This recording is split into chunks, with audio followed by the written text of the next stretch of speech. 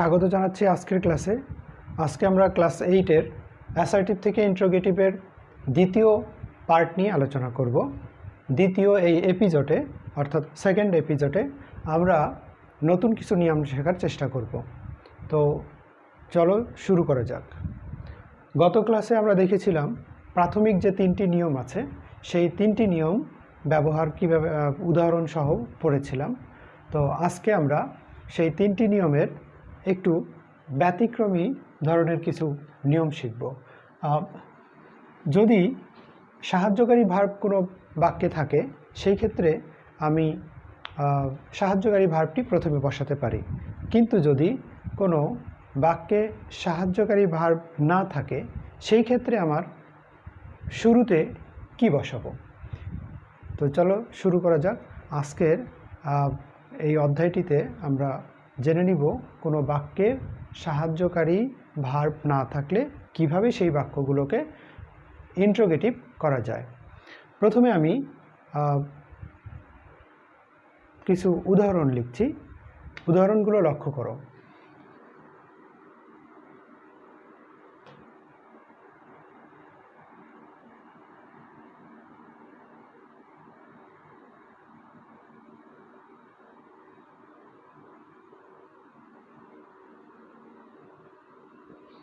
We love Bangladesh.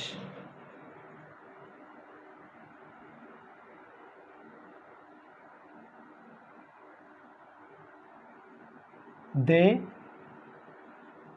play ball in the afternoon.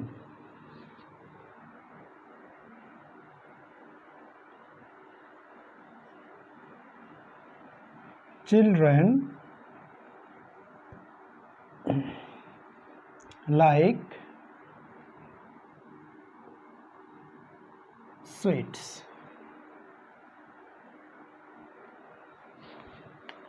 Children like sweets. আমার দ্বিতীয়, তৃতীয়, চতুর্থ উদাহরণ হলো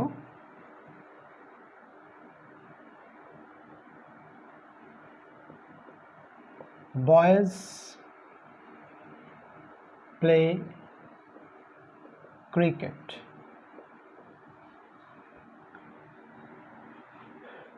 এই চারটি বাক্যে আমরা লক্ষ্য করছি কোনো সাহায্যকারী ভার্ব নেই।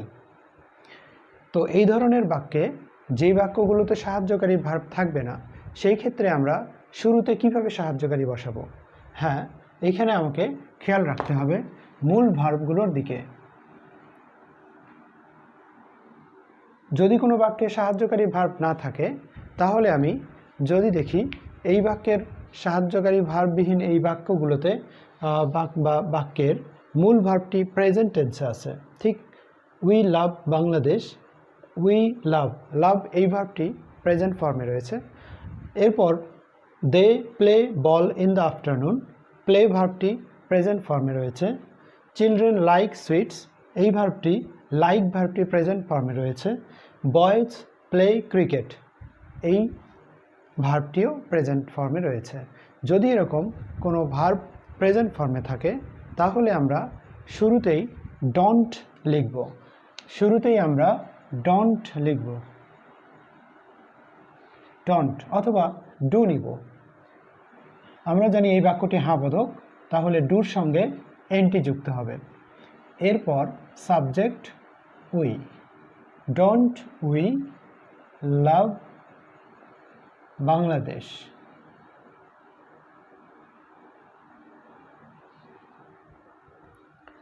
তো হয়ে গেল আমার অ্যাসার্টিভ থেকে ইন্ট্রোগেটিভ। তো আমি দেখতে পাচ্ছি যদি ভার্বের প্রেজেন্ট থাকে তাহলে আমি শুরুতেই ডোন্ট নিতে পারি এবং এই বাক্যটি হাবোধক, এই জন্য আমাকে এনটি নিতে হলো, অর্থাৎ নেগেটিভ উত্তর করতে হবে। তাহলে ডোন্ট উই লাভ বাংলাদেশ। এরপর they play ball in the afternoon, এই বাক্যটিতে ভার্ব প্রেজেন্ট থাকায় অর্থাৎ V1 হয়, সুতরাং এইখানে আমি ডু সাহায্যকারী ভার্ব নিব এবং এই বাক্যটিও হাবোধক, সুতরাং এখানে আমিও এনটি দিব। Don't they play ball in the afternoon, প্রশ্নবোধক চিহ্ন। সি নাম্বার বাক্যে চিলড্রেন লাইক সুইটস, লাইক ভার্বটি আমার প্রেজেন্টে রয়েছে, সুতরাং এখানেও আমি ডু নিব এবং ভার্ব এই বাক্যটি হাবোধক এবং এই জন্য এনটি দিলাম। Don't children like sweets. Boys play cricket, same জিনিস, এখানেও ভার্বের প্রেজেন্ট ফর্ম, এই জন্য ডু নিলাম। বাক্যটি হাবোধক, এই জন্য এখানে আমি এনটি দিলাম। ডোন্ট, এরপর বয়েজ, এরপর ভার্ব প্লে ক্রিকেট, প্রশ্নবোধক চিহ্ন। তাহলে আমরা বলতে পারি যে কোনো বাক্যে ভার্ব প্রেজেন্ট থাকলে, অর্থাৎ রুলটি দাঁড়ালো এরকম, বাক্যের সাহায্যকারী ভার্ববিহীন বাক্যে সাহায্যকারী ভার্ববিহীন বাক্যের মূল ভার্ব প্রেজেন্ট হলে, প্রেজেন্টে থাকলে আমরা ডু শুরুতে লিখব। তাহলে এই হচ্ছে আমাদের সাহায্যকারী ভার্ববিহীন অ্যাসার্টিভ বাক্যকে ইন্ট্রোগেটিভ করার একটি নিয়ম। এরপর আরও একটি নিয়ম আমরা দেখব।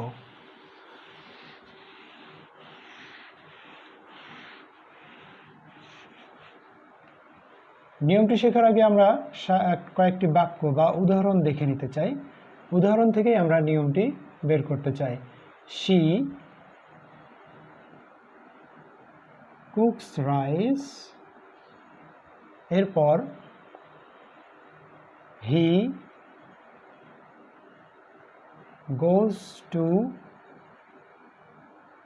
স্কুল, খুবই ইজি বাক্য দিচ্ছি আমি। মিনা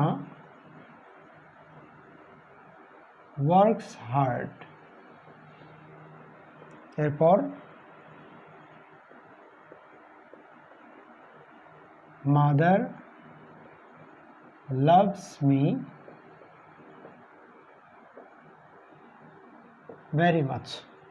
তো এই বাক্যগুলোকে যদি আমি ইন্ট্রোগেটিভ করি, ইন্ট্রোগেটিভ করতে হবে, ইন্ট্রোগেটিভ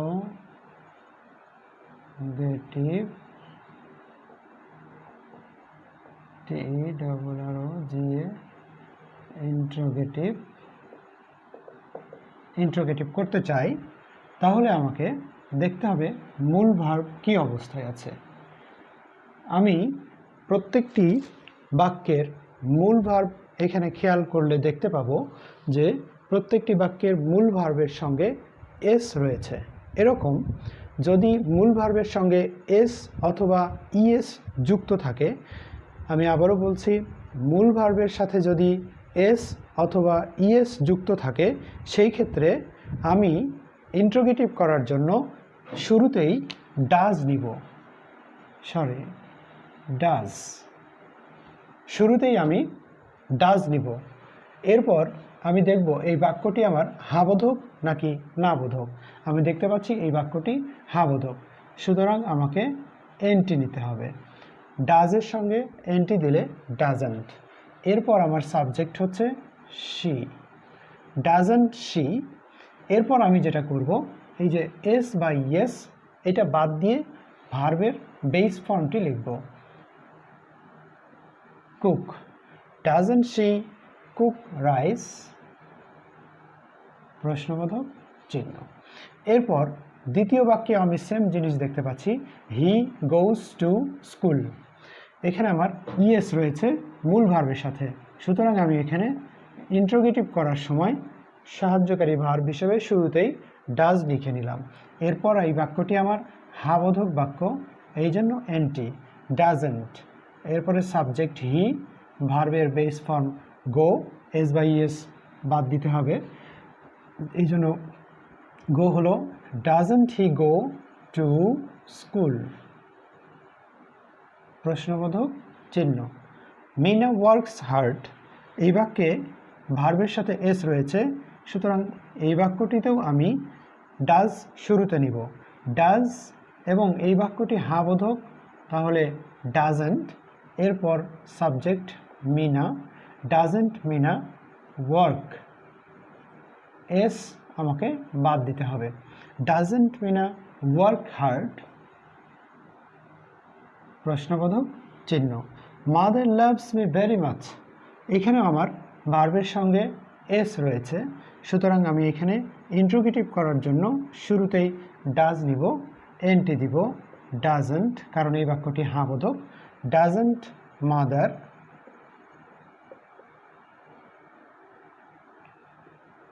লাভ, এস বাদ দিলে love me very much, interrogative. এই চারটি উদাহরণ থেকে আমরা একটা নিয়ম লিখতে পারি, সেটি হলো যে কোনো সাহায্যকারী বিহীন কোনো বাক্য যদি ভার্বের সঙ্গে এস বা ইএস যুক্ত থাকে, ভার্বের সঙ্গে এস অথবা ইএস যুক্ত থাকে, সেই ক্ষেত্রে ইন্ট্রোগেটিভ করার জন্য বাক্যের শুরুতে ডাজ নিতে হবে। আমি আবারও বলছি, কোনো বাক্যের মূল ভার্বের সঙ্গে যদি এস অথবা ইএস যুক্ত থাকে, তাহলে সেই বাক্যটিকে ইন্ট্রোগেটিভ করার জন্য শুরুতেই আমাকে ডাজ নিতে হবে। আই রিপিট, ডাজ নিতে হবে, DOES শুরুতে লিখতে হবে। এরপর নিয়ম অনুযায়ী এনটি দিতে হবে অথবা না দিতে হবে। এরপর সাবজেক্ট এবং ভার্বের বেস ফর্ম এবং তারপর বাকি অংশ, সবার শেষে প্রশ্নবোধক চিহ্ন, প্রশ্নবোধক চিহ্ন অবশ্যই দিতে হবে বাক্যের শেষে। সবার শেষে প্রশ্নবোধক চিহ্নটি দিলেই আমি ইন্ট্রোগেটিভ করতে পারছি খুব সহজেই। এই থেকে আমরা নিয়মটি এভাবেই শিখে গেলাম যে এস বাই এস যুক্ত বাক্যকে কিভাবে ইন্ট্রোগেটিভ করা যায়। এরপর আমরা আরও একটি নিয়ম শিখব। যদি কোনো বাক্যের ভার্ব এস বাই এস না থাকে, মূল ভার্ব যদি প্রেজেন্ট না থাকে, মূল ভার্ব যদি পাস্ট ফর্মে থাকে, পাস্ট ইনডিফিনিট টেন্সের বাক্যগুলোকে আমরা, অর্থাৎ পাস্ট ইনডিফিনিট টেন্সের সাহায্যকারী ভার্ববিহীন বাক্যকে কিভাবে ইন্ট্রোগেটিভ করা যায়, আমরা আবারও কিছু উদাহরণ দেখব। উই মেড দ্য হাট, ইন্ট্রোগেটিভ করতে হবে এটাকে। She took T 3 times a day, interrogative করতে হবে এটাকেও। সি নম্বর বাক্যে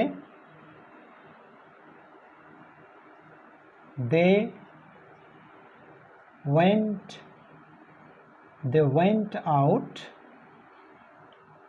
for a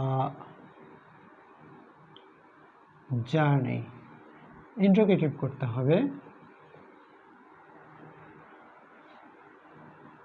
ডি নাম্বার একটি বাক্য দিতে চাই, আরও একটি বাক্য, I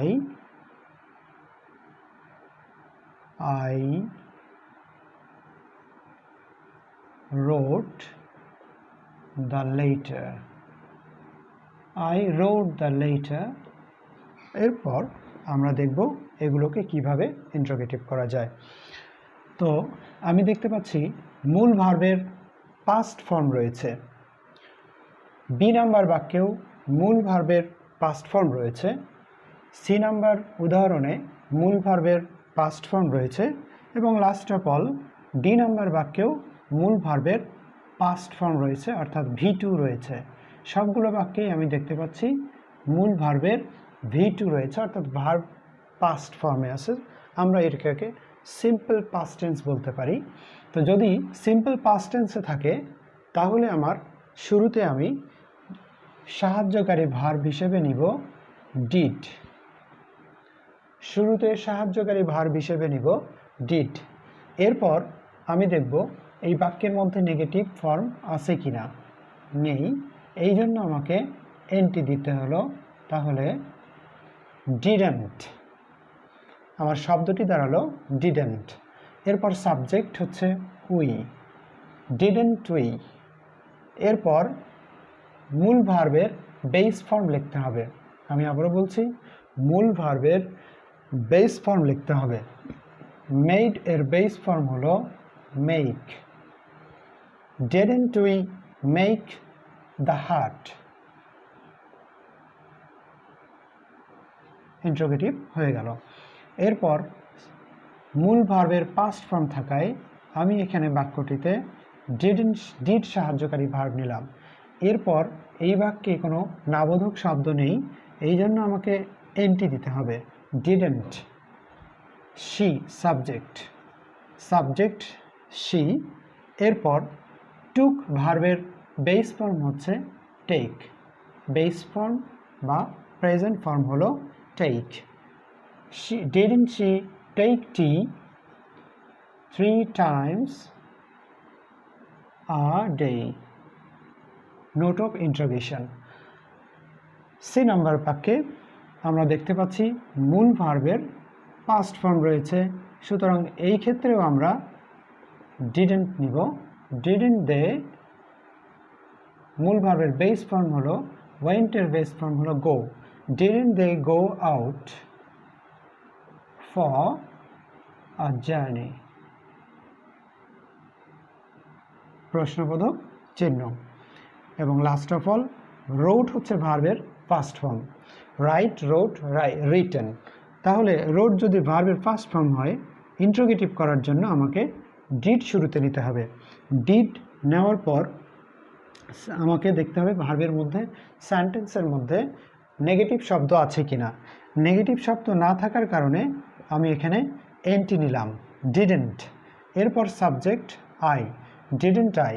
এবং মূল ভার্ব এর বেস ফর্ম হচ্ছে, রোট এর বেস ফর্ম হলো right. Didn't I write the letter, প্রশ্নবোধক চিহ্ন।